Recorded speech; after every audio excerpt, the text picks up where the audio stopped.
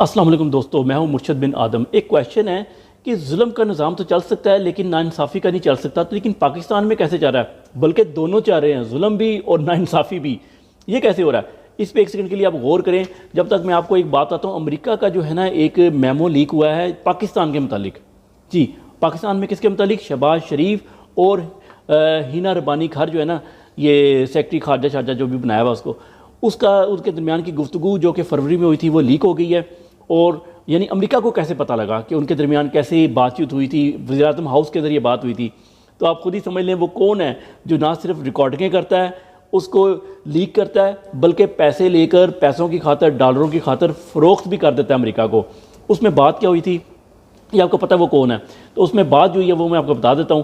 بات یہ تھی کہ ہینا ربانی کھر جو ہے نا وہ شہباز شریف کو مشورہ دے رہی ہے کہ ہم ڈبل گیم جو ہے نا، ڈوئل گیم، دو نمبری، یہ کب تک جاری رکھیں گے؟ امریکہ کے ساتھ بھی اور چائنا کے ساتھ بھی ہم دونوں کو چلا نہیں سکتے زیادہ عرصہ، ہمیں ایک سائیڈ لینی پڑے گی۔ اس میں اگر چائنا ہمارے خلاف ہو گیا تو ہم وہ بھی برداشت نہیں کر سکتے، کیونکہ چائنا کی بہت زیادہ انویسٹمنٹ ہے پاکستان کے اندر، اور امریکہ کے خلاف بھی نہیں جا سکتے۔ کیوں؟ امریکہ ہی تو ان کو لے کے آیا ہے، ان کی مدد سے تو یہ ملک میں حکومت کر رہے ہیں۔ اس طریقے سے یہ دونوں بیسیکلی پھنسے ہوئے ہیں، اور رشیا سے تیل خریدنا ہے تو رشیا کے خلاف بھی نہیں جا سکتے۔ اس لیے بعد میں انہوں نے فیصلہ کیا کہ رشیا کے خلاف جو قرارداد امریکہ نے پیش کیا اس میں چپ کر جائیں، نہ اس کا ساتھ دیں نہ اس کے مخالف بات کریں۔ یہ سچویشن بیسیکلی تب بنتی ہے جب آپ اصولوں پہ نہیں کھڑے ہوتے۔ جب اصولوں پہ نہیں نہ کھڑے ہوتے پھر آپ کو جگہ جگہ کمپرومائز کرنے پڑتے ہیں۔ لیکن اگر آپ جس طرح عمران خان اصولوں پہ کھڑا تھا کہ ہم کسی کے ساتھ نہیں ہیں، ہم امن کے ساتھ ہیں، اگر آپ یہ موقف اپنا لیں اور لالچیں کہ یہاں سے پیسہ مل جائے، یہاں سے ڈالر مل جائے، وہ چھوڑ دیں، تو آپ کو کسی کے آگے یہ ایکسکیوز دینے کی کہ ہم آپ کے ساتھ ہیں، جس طرح وہ ثابت کر رہا تھا نا عاصم منیر جا کے چائنا کہ جی میں پہلا آرمی چیف ہوں آپ کے ہمسایوں میں جو کہ میں آیا ہوں، اور میں پہلا بندہ آنا چاہتا تھا لیکن میں آ نہیں سکا، بڑی مجبوری، کووڈ تھا۔ کووڈ گئے ہوئے سال ہو گیا چائنا سے پابندیاں اٹھے ہوئے، لیکن نہیں، پہلے امریکہ کو خوش کرنا تھا، پھر سعودی عرب کو خوش کرنا تھا، اینڈ میں چائنا گیا جب سب طرف سے نہ ہو گئی۔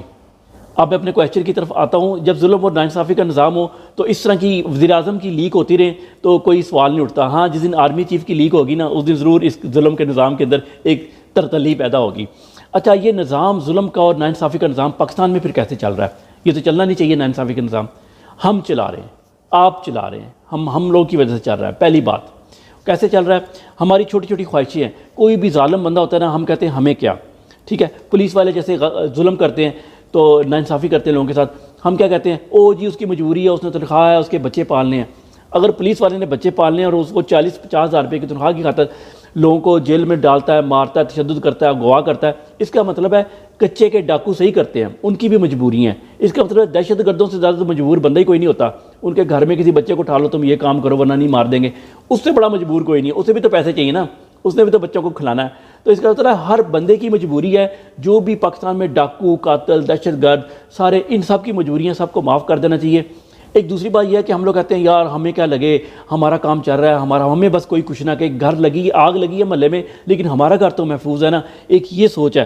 اس کے علاوہ کمیشن ایجنٹ بنے ہوئے ہم سب لوگ کہ پیسے پکڑو، کام چلاؤ، اپنا بس کام ٹپاؤ۔ اور ایک اور ہم لوگوں میں بیماری ہے، ہم کوئی غلط کام سے منع کرو نا کسی کو، کہتا ہے سب کر رہے ہیں تو میں بھی کر رہا ہوں۔ تو یہ جو بھیڑ چال ہے نا، اس کی وجہ سے ہم یہ ظلم کے نظام کو سپورٹ کرتے ہیں، اور ہم چاہتے ہیں کہ کام ہمیں ڈرائیونگ ٹیسٹ نہ دینا پڑے بلکہ پیسے دو، ڈرائیونگ لائسنس ہمارے گھر آ جائے، اور اس پہ فخر کرتے ہیں۔ اس کے علاوہ ہمارے یہاں نظام یہ چل تھوڑی رہا ہے، یہ تو یعنی لولا لنگڑا نظام جو ہے نا یہ سسک رہا ہے۔ نظام کیا ہوتا ہے؟ سسٹم کیا ہوتا ہے؟ سسٹم وہ ہوتا ہے جو خود سے چلے، مینجمنٹ وہ ہوتی ہے جو خود سے کام چلے، وہ آپ کو ہر بات کا حکم نہ دینا پڑے بھی یہاں سے بھی صاف کرو، یہاں سے بھی صاف کرو، یہاں سے بھی صاف کرو۔ اگر آپ کو کام کرنے والی اور اپنے ملازموں کو ایک ایک چیز بتانی پڑتی ہے نا، اس کا مطلب آپ کا نظام نہیں چل رہا، آپ کا بزنس نہیں چل پڑے گا۔ تو پاکستان میں نظام تب تک کوئی عمل نہیں ہوتا جب تک وزیر اعظم نوٹس نہ لے یا آرمی چیف نوٹس نہ لے، تو یہ چل نہیں رہا۔ اب اس ظلم کا نظام جو ہوتا ہے نا، جو ناانصافی کا نظام ہے، اس میں یہ اپنے پاؤں پہ کیسے گرے گا، اس کی ایک میں ایگزامپل دیتا ہوں کہ الیکشن کمیشنر کی۔ اس سے پہلے ایک چیز آپ کو بتا دوں کہ ظلم کے نظام اور یہ جو ناانصافی کا نظام ہوتا ہے نا، اس سے 1% سے زیادہ لوگ فائدہ نہیں اٹھا سکتے۔ 1% لوگ ہیں، ان کو جو ہے وہ خوش بھی ہوں گے، ان کی ترقیاں بھی ہوں گی، ان کو پیسہ بھی ملے گا، ان کو عزت بھی ملے گی، ان کو سو کالڈ عزت، اور ان کو سیکورٹی بھی ملے گی۔ لیکن باقی 99% لوگ جو ہے نا، نہ صرف ان کو تنگ ہوں گے، اس سے ناخوش ہوں گے، بلکہ ایک پوائنٹ آئے گا کہ ان کو بادل ناخواستہ اس ظلم کے نظام سے ٹکرانا پڑے گا، ناانصافی کے نظام سے ٹکرانا پڑے گا۔ وہ کیوں؟ اس کی میں اگزامپل دیتا ہوں آپ کو. الیکشن کمیشنز کے اندر راجہ کے خلاف جو ہے نا، اسی کے اندر سے الیکشن کمیشن کے اندر سے ڈسٹرکٹ الیکشن کمشنر عرفان کوثر اور بھی ایک دو لوگ ہیں جنہوں نے صدر کو بھی خط لکھا ہے، پارلیمنٹ میں بھی لکھا ہے، اور اس کے علاوہ جوڈیشل کونسل جو ہوتی ہے جو کہ ان سب کو دیکھتی ہے، ان کا گورننگ باڈی ہے، اس کو بھی انہوں نے ایک ان کو ریفرنس کہہ لیں آپ، یا اس کو بھی لیٹر لکھا ہے کہ جو الیکشن کمشنرز کے اندر راجہ ہے اس کو ہٹایا جائے یا اس کے اوپر کنٹرول کیا جائے. یہ اپنی مرضی کے بندے نہ صرف اوپر لے کے آ رہا ہے بلکہ پیسے والی جگہ پہ پوسٹنگ کر رہا ہے. اس کے علاوہ جو فنڈز ہوتے ہیں الیکشن کمیشن کے، وہ اس کا بھی ناجائز استعمال کیا جا رہا ہے. اور جو ان کی طاقت ہوتی ہے نا، سروسز رولز ہوتے ہیں الیکشن کمیشن کے، وہ معطل ہیں، اور وہ اپنی مرضی سے جو چاہے ایک بندہ جس کو چاہے جہاں چاہے لگا رہا ہے، جس کو جو چاہے کر رہا ہے، کوئی پوچھنے والا نہیں ہے، کیونکہ اس کے اوپر اس کا ابا بیٹھا ہوا ہے جو کہ اس کو سپورٹ کر رہا ہے.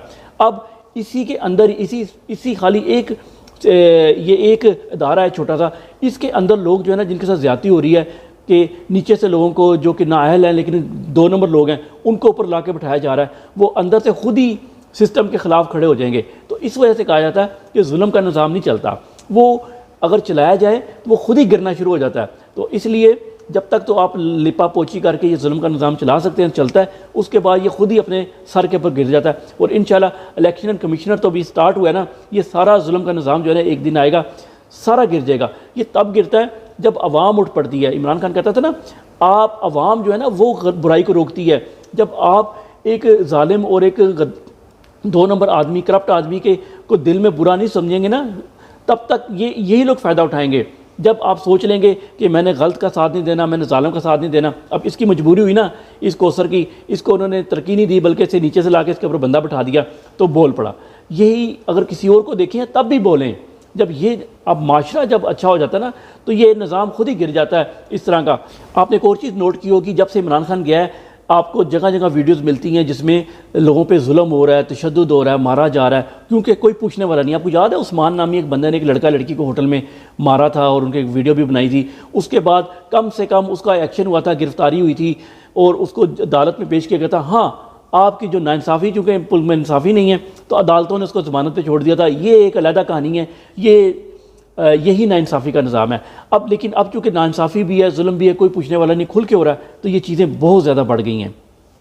اور جب تک ہم لوگ یہ عمران ریاض ہو گیا یا شہباز گل ہو گیا یا کوئی بھی ہو گیا، جب تک ان کے خلاف نامعلوم افراد FIR درج کرائیں گے جھوٹی، ان کو پھنسائیں گے، ادھر ذلیل کریں گے اور باہر نکل کے وہ ان ظالموں کو معاف کرتے رہیں گے، یعنی ظالم کا ساتھ دیتے رہیں گے، ظلم بڑھتا رہے گا. پھر یہ اگلے بندے کو گرفتار کریں گے، اگلے کو کریں گے، جب تک ان نامعلوم افراد جو کہ پیسے کی خاطر 4 پیسے 400-500 روپے کی خاطر کسی بھی بندے کے خلاف FIR کرنے میں، اس کو پھنسانے میں، اس کے خلاف جھوٹی گواہیاں دینے کے لیے تیار ہیں، اور آپ ان کے خلاف آواز نہیں اٹھاتے اور ان کو معاف کرتے رہیں گے ظالم کو، تب تک ظلم بڑھتا رہے گا. ظالم کے لیے کوئی معافی نہیں ہے، گنہگار کے لیے معافی ہوتی ہے. اگر ظالم کے ساتھ وہ عہدہ بھی رکھتا ہے یعنی طاقت بھی رکھتا ہے، پھر تو اس کو 100% آپ معاف کر ہی نہیں سکتے. اس لیے حضور صلی اللہ علیہ وسلم نے کہا تھا میری بیٹی فاطمہ اگر چوری کرے گی تو میں اس کا ہاتھ کاٹ دوں گا، کیونکہ وہ حکمران تھے، یعنی ان کے پاس اقتدار تھا، وہ حکومت تھی ان کی، تو ان کے لیے بالکل یہ سزا ہے. لیکن اگر کوئی عام بندہ جو کہ شرمندہ ہو کہ مجھ سے غلطی ہوئی، جیسے فتح مکہ پہ لوگ شرمندہ تھے کہ ہم نے آپ کے اوپر ظلم کیا، ہم شرمندہ تھے، تو ان کے لیے معافی دی گئی، معافی کا اعلان کیا گیا. کبھی کسی پولیس والے کو معاف نہ کریں. یہ ذلِ شاہ کو جنہوں نے قتل کیا کبھی معاف نہ کرنا، کبھی کسی کو معاف نہ کریں. یہ نہ سوچیں کہ یہ ہمارا فیصلہ اللہ تعالیٰ کرے گا. اللہ تعالیٰ تو کرے گا ہی کرے گا، وہ آپ کے کہنے کی بھی ضرورت نہیں ہے. آپ کو دنیا میں آپ نے کیا کیا، اگر آپ نے ہتھیار ڈال دیے، کیونکہ یہ حقوق العباد کا بھی اس میں ایک ذکر آتی ہے، کیونکہ حقوق العباد جب انسان معاف کر دیتا ہے نا دنیا میں تو پھر اللہ تعالیٰ اس کو معاف کر دیتے ہوتے ہیں. تو اگر آپ چاہتے ہیں تو آپ لوگوں کو آواز اٹھانی پڑے گی ظلم کے خلاف. السلام علیکم.